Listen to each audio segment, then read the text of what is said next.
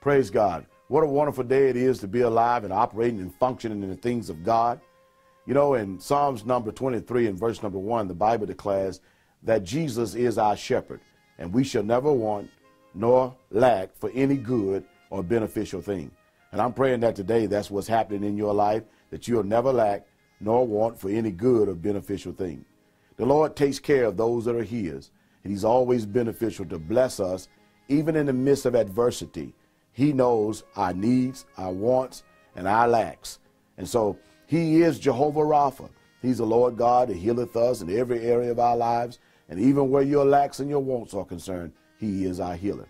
So trust the Lord today to provide for you everything that you need to do this life. I pray that as you go forth in this day, I pray that you will trust him to lead you into plush green pastures like you've never ever experienced nor seen before. He's our provider. Yes, he is. He's our provider. So go forth in this day and know that he has provided everything that you need that pertains to life and godliness. So as you go today, make a difference in the lives of those that are around you, and then bless the kingdom of God as you do. God bless you.